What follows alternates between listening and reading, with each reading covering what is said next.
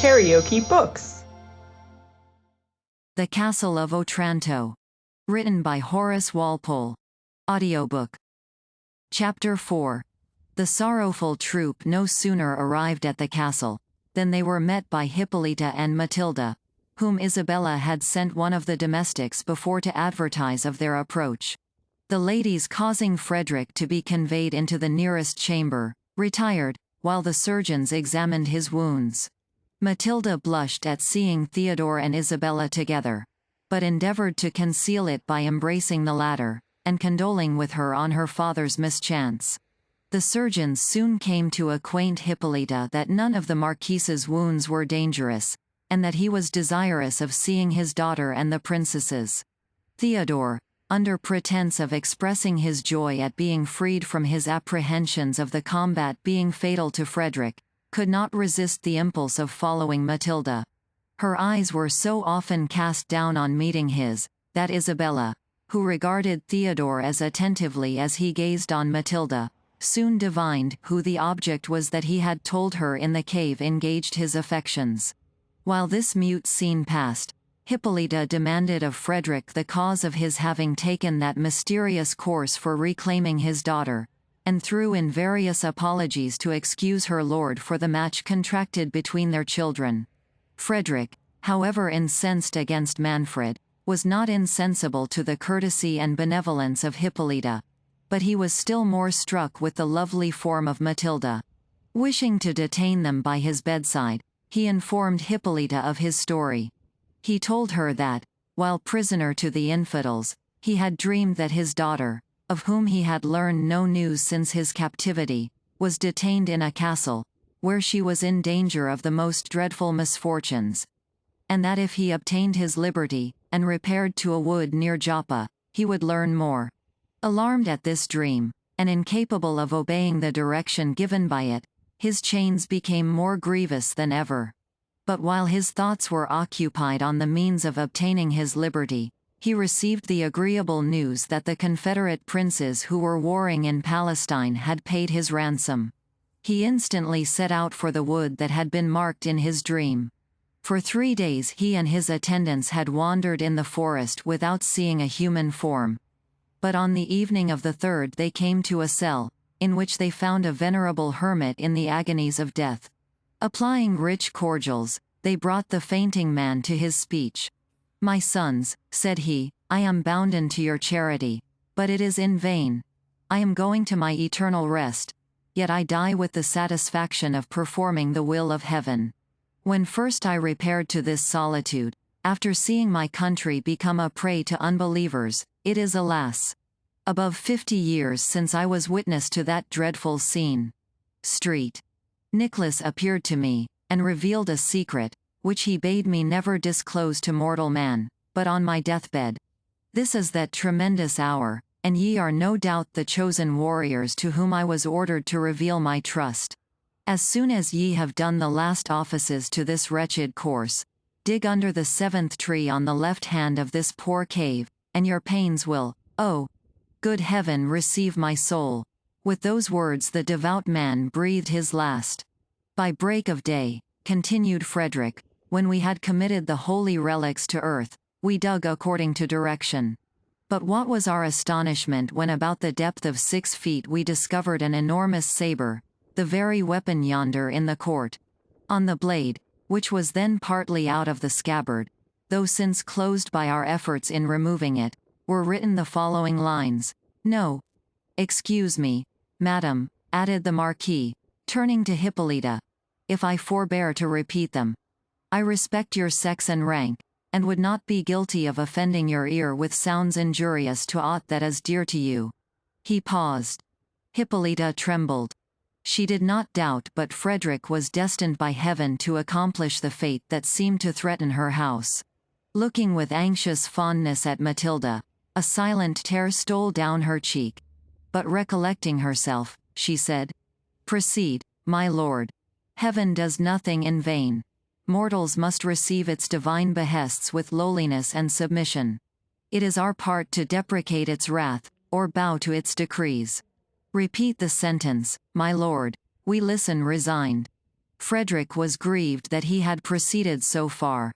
The dignity and patient firmness of Hippolyta penetrated him with respect, and the tender silent affection with which the princess and her daughter regarded each other, melted him almost to tears. Yet apprehensive that his forbearance to obey would be more alarming, he repeated in a faltering and low voice the following lines. Where'er a casque that suits this sword is found, with perils as thy daughter compassed round, Alfonso's blood alone can save the maid, and quiet a long restless prince's shade. What is there in these lines, said Theodore impatiently, that affects these princesses? Why were they to be shocked by a mysterious delicacy, that has so little foundation? Your words are rude, young man, said the Marquis, and though fortune has favored you once.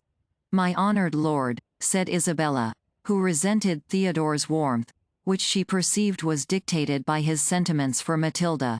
Discompose not yourself for the glozing of a peasant's son. He forgets the reverence he owes you, but he is not accustomed. Hippolyta, concerned at the heat that had arisen, checked Theodore for his boldness, but with an air acknowledging his zeal, and changing the conversation, demanded of Frederick where he had left her lord. As the Marquis was going to reply, they heard a noise without, and rising to inquire the cause, Manfred, Jerome, and part of the troop, who had met an imperfect rumor of what had happened, entered the chamber. Manfred advanced hastily towards Frederick's bed to condole with him on his misfortune, and to learn the circumstances of the combat, when starting in an agony of terror and amazement, he cried, Ha! What art thou? Thou dreadful spectre! Is my hour come? My dearest, gracious lord, cried Hippolyta, clasping him in her arms, what is it you see? Why do you fix your eyeballs thus? What? Cried Manfred breathless. Dost thou see nothing, Hippolyta?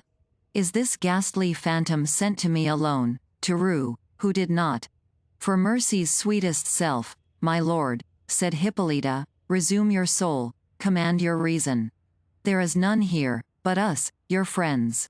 What, is not that Alfonso? Cried Manfred. Dost thou not see him? Can it be my brain's delirium? This. My lord, said Hippolyta, this is Theodore, the youth who has been so unfortunate. Theodore, said Manfred mournfully, and striking his forehead. Theodore or a phantom, he has unhinged the soul of Manfred. But how comes he here? And how comes he in armor? I believe he went in search of Isabella, said Hippolyta. Of Isabella, said Manfred, relapsing into rage. Yes, yes, that is not doubtful. But how did he escape from durance in which I left him? Was it Isabella, or this hypocritical old friar, that procured his enlargement? And would a parent be criminal, my lord, said Theodore, if he meditated the deliverance of his child? Jerome, amazed to hear himself in a manner accused by his son, and without foundation, knew not what to think. He could not comprehend how Theodore had escaped, how he came to be armed, and to encounter Frederick. Still he would not venture to ask any questions that might tend to inflame Manfred's wrath against his son. Jerome's silence convinced Manfred that he had contrived Theodore's release. And is it thus, thou ungrateful old man, said the prince, addressing himself to the friar, that thou repayest mine and Hippolyta's bounties? And not content with traversing my heart's nearest wishes, thou armest thy bastard, and bringest him into my own castle to insult me. My lord, said Theodore, you wrong my father. Neither he nor I are capable of harboring a thought against your peace. Is it insolence thus to surrender myself to your highness's pleasure? Added he, laying his sword respectfully at Manfred's feet. Behold my bosom. Strike, my lord, if you suspect that a disloyal thought is lodged there. There is not a sentiment engraven on my heart that does not venerate you and yours. The grace and fervor with which Theodore uttered these words interested every person present in his favor. Even Manfred was touched, yet still possessed with his resemblance to Alfonso. His admiration was dashed with secret horror. Rise, said he, thy life is not my present purpose. But tell me thy history, And how thou camest connected with this old traitor here. My lord, said Jerome eagerly. Peace. Impostor, said Manfred, I will not have him prompted. My lord, said Theodore, I want no assistance, my story is very brief. I was carried at 5 years of age to Algiers with my mother, who had been taken by corsairs from the coast of Sicily. She died of grief in less than a 12-month. The tears gushed from Jerome's eyes, on whose countenance 1,000 anxious passions stood expressed.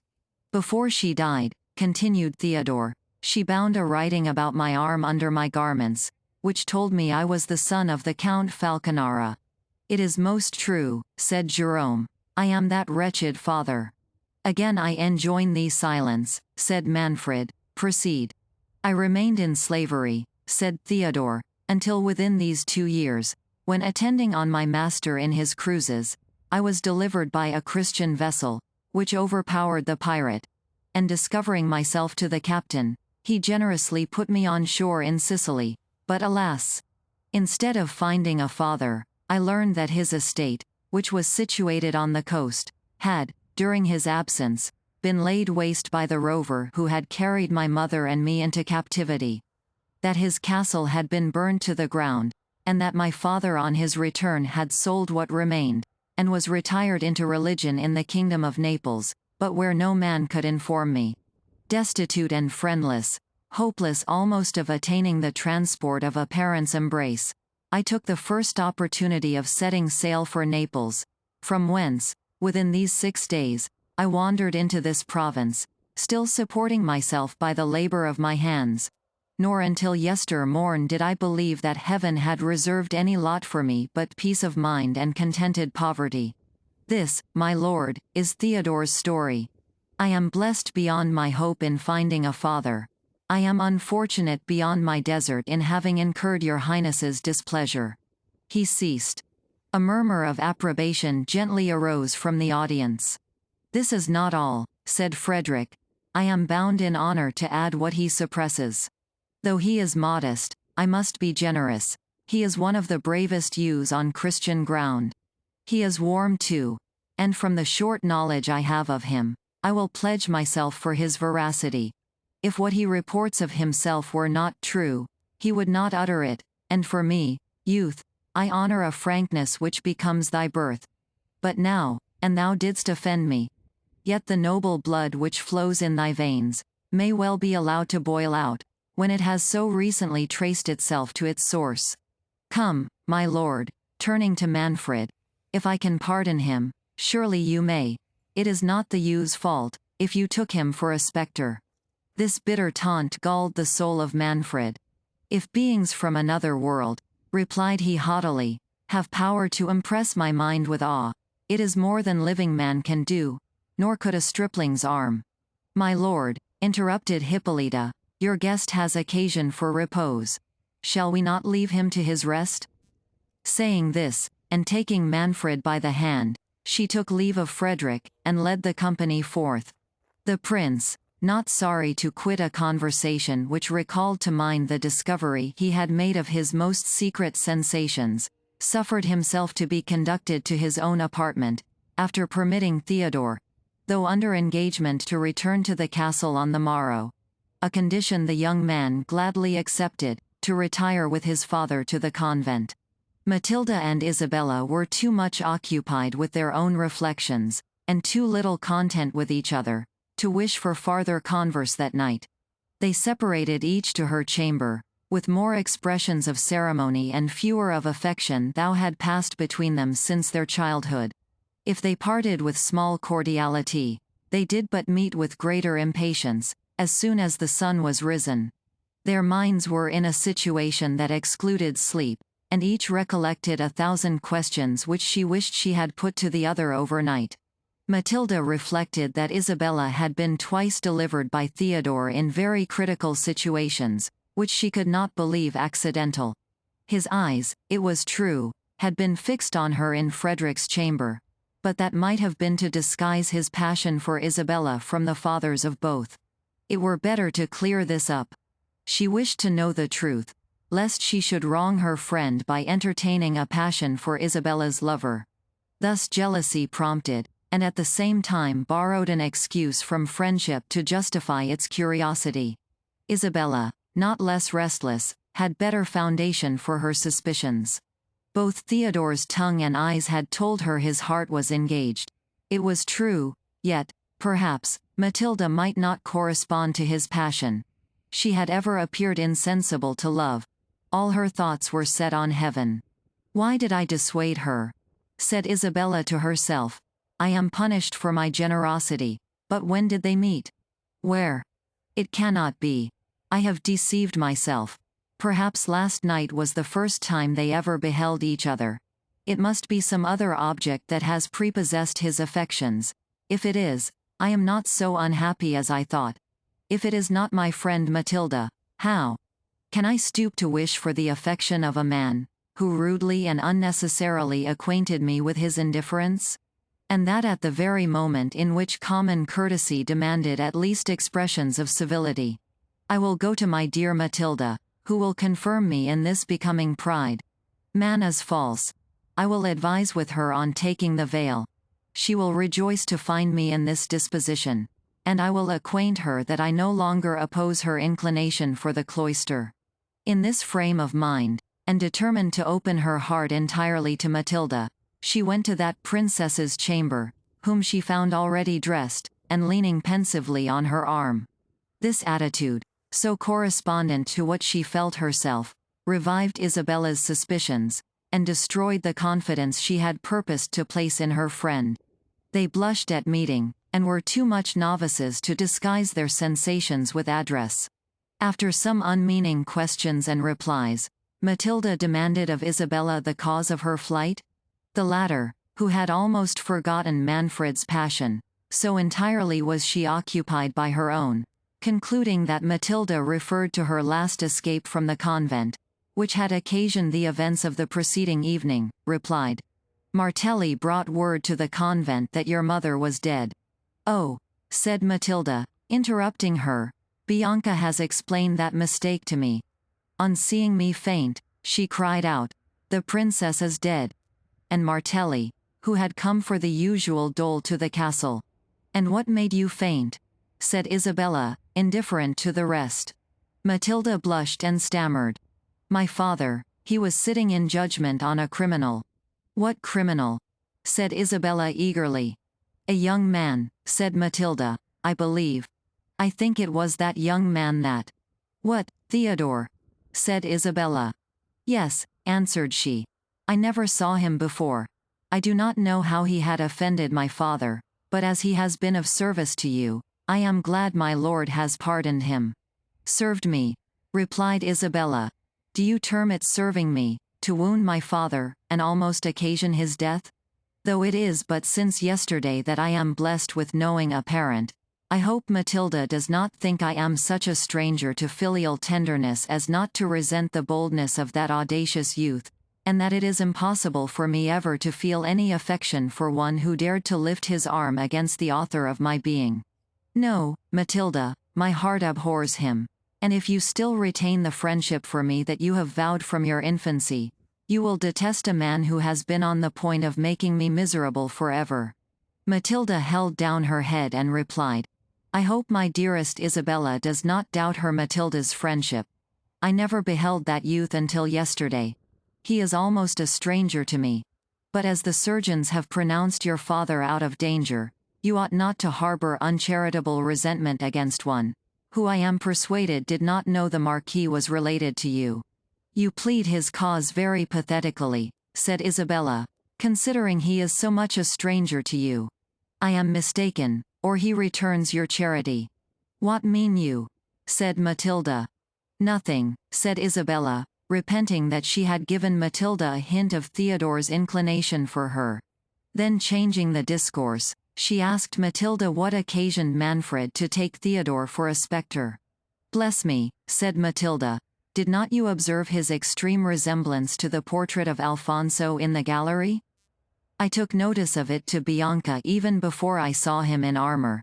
But with the helmet on, he is the very image of that picture."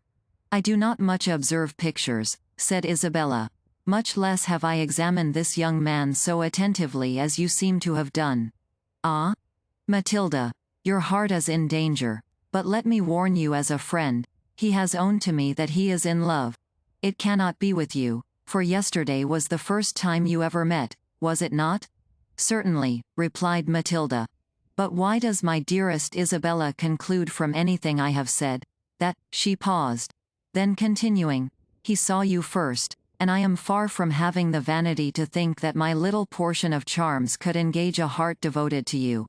May you be happy, Isabella, whatever is the fate of Matilda. My lovely friend, said Isabella, whose heart was too honest to resist a kind expression, it is you that Theodore admires. I saw it. I am persuaded of it. Nor shall a thought of my own happiness suffer me to interfere with yours. This frankness drew tears from the gentle Matilda. And jealousy that for a moment had raised a coolness between these amiable maidens soon gave way to the natural sincerity and candor of their souls. Each confessed to the other the impression that Theodore had made on her. And this confidence was followed by a struggle of generosity, each insisting on yielding her claim to her friend. At length the dignity of Isabella's virtue reminding her of the preference which Theodore had almost declared for her rival, made her determined to conquer her passion, and cede the beloved object to her friend. During this contest of amity, Hippolyta entered her daughter's chamber. Madam, said she to Isabella, you have so much tenderness for Matilda, and interest yourself so kindly in whatever affects our wretched house, that I can have no secrets with my child which are not proper for you to hear. The princesses were all attention and anxiety. Know then, madam, continued Hippolyta, and you my dearest Matilda, that being convinced by all the events of these 2 last ominous days, that heaven purposes the scepter of Otranto should pass from Manfred's hands into those of the Marquis Frederick, I have been perhaps inspired with the thought of averting our total destruction by the union of our rival houses. With this view I have been proposing to Manfred, my lord, to tender this dear, dear child to Frederick, your father. Me to Lord Frederick, cried Matilda, good heavens! My gracious mother, and have you named it to my father? I have, said Hippolyta. He listened benignly to my proposal, and is gone to break it to the Marquis. Ah! Wretched princess! Cried Isabella. What hast thou done? What ruin has thy inadvertent goodness been preparing for thyself, for me, and for Matilda? Ruin from me to you and to my child, said Hippolyta. What can this mean? Alas, said Isabella, the purity of your own heart prevents your seeing the depravity of others. Manfred, your lord, that impious man. Hold, said Hippolyta. You must not in my presence, young lady, mention Manfred with disrespect. He is my lord and husband, and will not long be so, said Isabella, if his wicked purposes can be carried into execution. This language amazes me, said Hippolyta. Your feeling, Isabella, is warm, but until this hour I never knew it betray you into intemperance. What deed of Manfred authorizes you to treat him as a murderer, an assassin? Thou virtuous, and too credulous princess, replied Isabella, it is not thy life he aims at, it is to separate himself from thee. To divorce thee. To divorce me, to divorce my mother, cried Hippolyta and Matilda at once. Yes, said Isabella, and to complete his crime, he meditates, I cannot speak it. What can surpass what thou hast already uttered? Said Matilda. Hippolyta was silent. Grief choked her speech, and the recollection of Manfred's late ambiguous discourses confirmed what she heard. Excellent, dear lady. Madam. Mother. Cried Isabella, flinging herself at Hippolyta's feet in a transport of passion. Trust me, believe me, I will die 1,000 deaths sooner than consent to injure you, than yield to so odious, oh! This is too much, cried Hippolyta. What crimes does one crime suggest? Rise, dear Isabella, I do not doubt your virtue. Oh! Matilda, this stroke is too heavy for thee. Weep not, my child, and not a murmur, I charge thee. Remember, he is thy father still. But you are my mother too, said Matilda fervently, and you are virtuous, you are guiltless. Oh! Must not I complain? You must not, said Hippolyta. Come, all will yet be well. Manfred, in the agony for the loss of thy brother, knew not what he said. Perhaps Isabella misunderstood him. His heart is good, and, my child, thou knowest not all. There is a destiny hangs over us. The hand of Providence is stretched out. Oh! Could I but save thee from the wreck? Yes, continued she in a firmer tone, perhaps the sacrifice of myself may atone for all. I will go and offer myself to this divorce. It boots not what becomes of me. I will withdraw into the neighboring monastery, and waste the remainder of life in prayers and tears for my child and the prince. Thou art as much too good for this world, said Isabella, as Manfred is execrable. But think not, lady, that thy weakness shall determine for me. I swear, hear me all ye angels. Stop, I adjure thee, cried Hippolyta. Remember thou dost not depend on thyself. Thou hast a father. My father is too pious, too noble, interrupted Isabella, to command an impious deed. But should he command it, can a father enjoin a cursed act? I was contracted to the son, can I wed the father? No, madam, no. Force should not drag me to Manfred's hated bed. I loathe him, I abhor him. Divine and human laws forbid. And my friend, my dearest Matilda. Would I wound her tender soul by injuring her adored mother? My own mother, I never have known another. Oh! She is the mother of both, cried Matilda. Can we, Isabella, adore her too much? My lovely children, said the touched Hippolyta, your tenderness overpowers me, but I must not give way to it. It is not ours to make election for ourselves. Heaven, our fathers, and our husbands must decide for us. Have patience until you hear what Manfred and Frederick have determined. If the Marquis accepts Matilda's hand, I know she will readily obey. Heaven may interpose and prevent the rest. What means my child? Continued she, seeing Matilda fall at her feet with a flood of speechless tears. But no. Answer me not, my daughter. I must not hear a word against the pleasure of thy father. Oh! Doubt not my obedience, my dreadful obedience to him and to you, said Matilda. But can I, most respected of women, can I experience all this tenderness, this world of goodness, and conceal a thought from the best of mothers? What art thou going to utter? Said Isabella trembling. Recollect thyself, Matilda. No, Isabella, said the princess, I should not deserve this incomparable parent, if the inmost recesses of my soul harbored a thought without her permission. Nay, I have offended her. I have suffered a passion to enter my heart without her avowal. But here I disclaim it. Here I vow to heaven and her.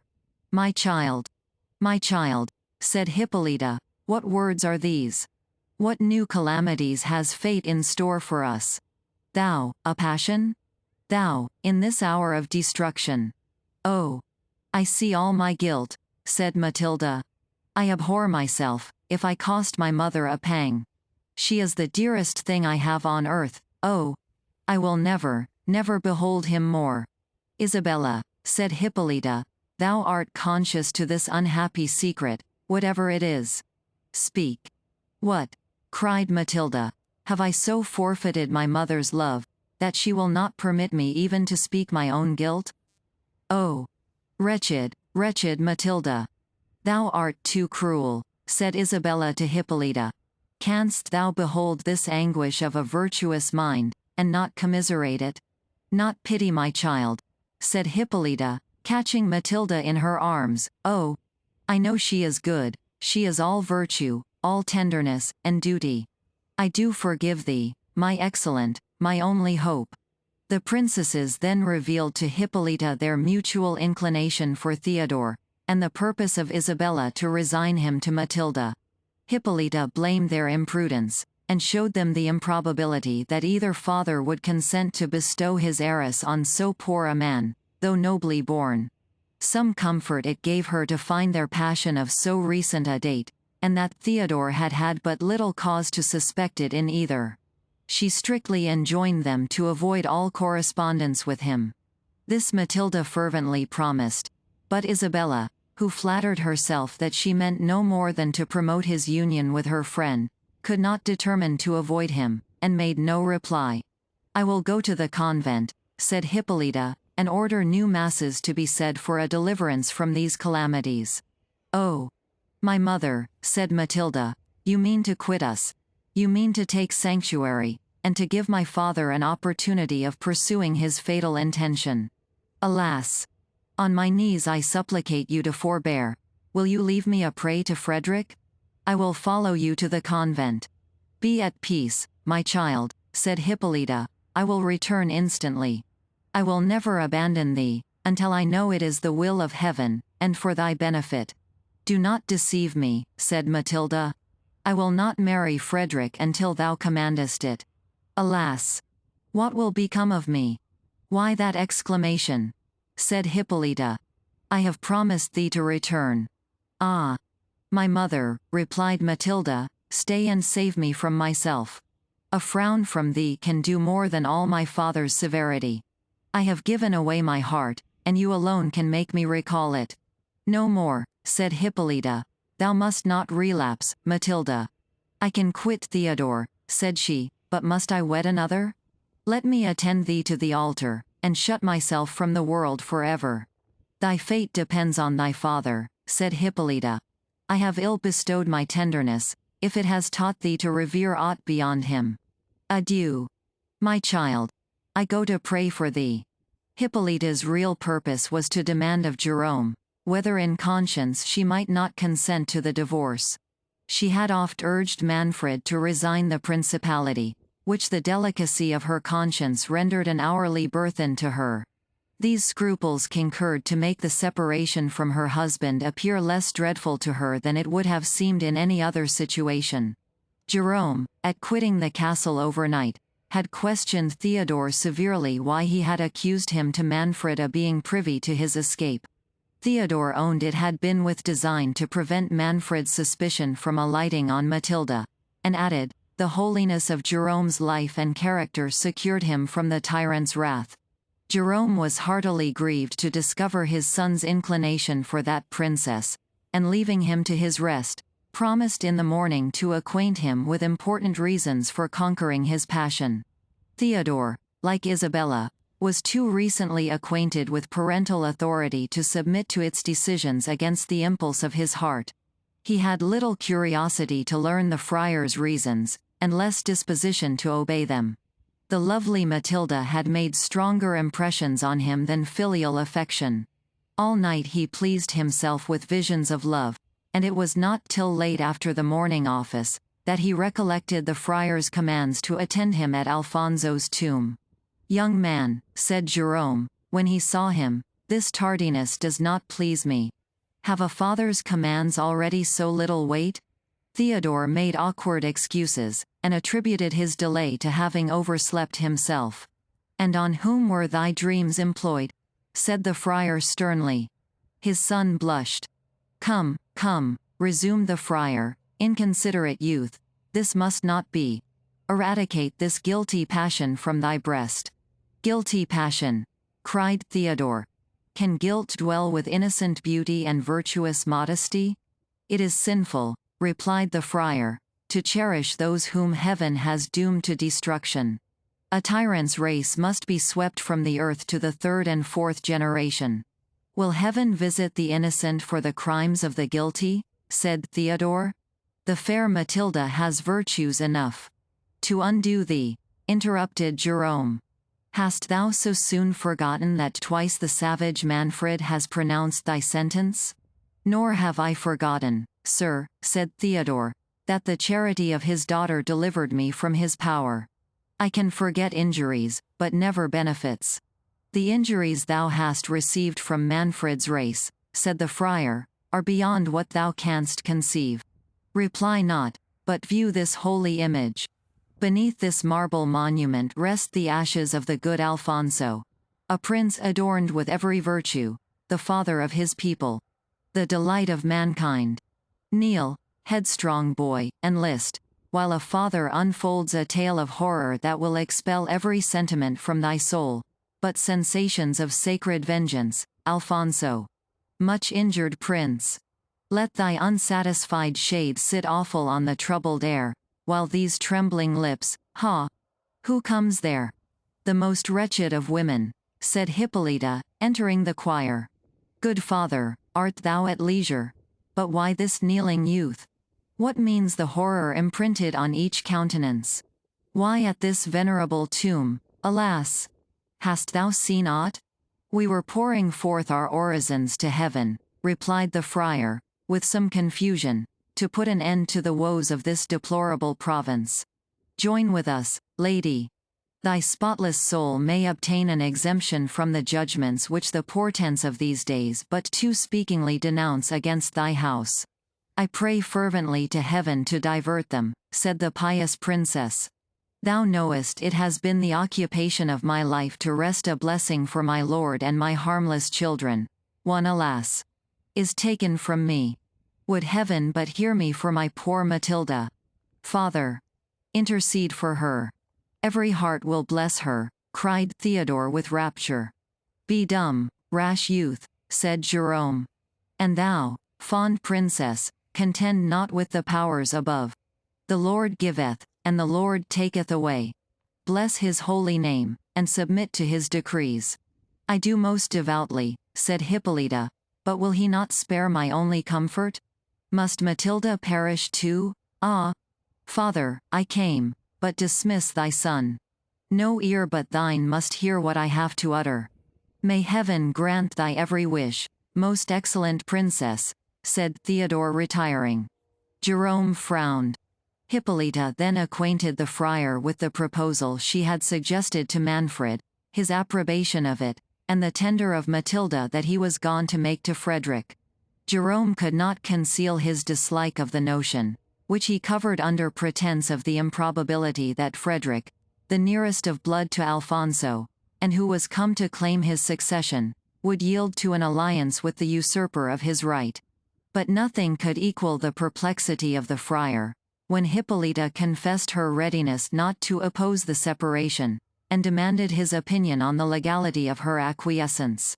The friar caught eagerly at her request of his advice, and without explaining his aversion to the proposed marriage of Manfred and Isabella, he painted to Hippolyta in the most alarming colors the sinfulness of her consent, denounced judgments against her if she complied, and enjoined her in the severest terms to treat any such proposition with every mark of indignation and refusal. Manfred, in the meantime, had broken his purpose to Frederick, and proposed the double marriage. That weak prince, who had been struck with the charms of Matilda, listened but too eagerly to the offer. He forgot his enmity to Manfred, whom he saw but little hope of dispossessing by force, and flattering himself that no issue might succeed from the union of his daughter with the tyrant, he looked upon his own succession to the principality as facilitated by wedding Matilda. He made faint opposition to the proposal, affecting, for form only, not to acquiesce unless Hippolyta should consent to the divorce. Manfred took that upon himself. Transported with his success, and impatient to see himself in a situation to expect sons, he hastened to his wife's apartment, determined to extort her compliance. He learned with indignation that she was absent at the convent. His guilt suggested to him that she had probably been informed by Isabella of his purpose. He doubted whether her retirement to the convent did not import an intention of remaining there, until she could raise obstacles to their divorce, and the suspicions he had already entertained of Jerome made him apprehend that the friar would not only traverse his views, but might have inspired Hippolyta with the resolution of talking sanctuary. Impatient to unravel this clue, and to defeat its success, Manfred hastened to the convent, and arrived there as the friar was earnestly exhorting the princess never to yield to the divorce. "Madam," said Manfred, "what business drew you hither? Why did you not await my return from the marquis?" "I came to implore a blessing on your counsels," replied Hippolyta. "My counsels do not need a friar's intervention," said Manfred, and of all men living is that hoary traitor the only one whom you delight to confer with. Profane prince, said Jerome, is it at the altar that thou choosest to insult the servants of the altar? But, Manfred, thy impious schemes are known. Heaven and this virtuous lady know them. Nay, frown not, prince. The church despises thy menaces. Her thunders will be heard above thy wrath. Dare to proceed in thy cursed purpose of a divorce, until her sentence be known, and here I lance her anathema at thy head. Audacious rebel, said Manfred, endeavoring to conceal the awe with which the friar's words inspired him. Dost thou presume to threaten thy lawful prince? Thou art no lawful prince, said Jerome. Thou art no prince. Go, discuss thy claim with Frederick. And when that is done. It is done, replied Manfred. Frederick accepts Matilda's hand, and is content to waive his claim, unless I have no male issue. As he spoke those words 3 drops of blood fell from the nose of Alfonso's statue. Manfred turned pale, and the princess sank on her knees. Behold, said the friar, mark this miraculous indication that the blood of Alfonso will never mix with that of Manfred. My gracious lord, said Hippolyta, let us submit ourselves to heaven. Think not thy ever-obedient wife rebels against thy authority. I have no will but that of my lord and the church. To that revered tribunal let us appeal. It does not depend on us to burst the bonds that unite us. If the church shall approve the dissolution of our marriage, be it so. I have but few years, and those of sorrow, to pass. Where can they be worn away so well as at the foot of this altar, in prayers for thine and Matilda's safety? But thou shalt not remain here until then, said Manfred. Repair with me to the castle, and there I will advise on the proper measures for a divorce. But this meddling friar comes not thither. My hospitable roof shall never more harbor a traitor, and for thy reverence's offspring, continued he, I banish him from my dominions. He, I ween, is no sacred personage, nor under the protection of the church. Whoever weds Isabella, it shall not be Father Falconara's started-up son. They start up, said the friar, who are suddenly beheld in the seat of lawful princes, but they wither away like the grass, and their place knows them no more. Manfred, casting a look of scorn at the friar, led Hippolyta forth, but at the door of the church whispered one of his attendants to remain concealed about the convent, and bring him instant notice, if anyone from the castle should repair thither. KaraokeBooks.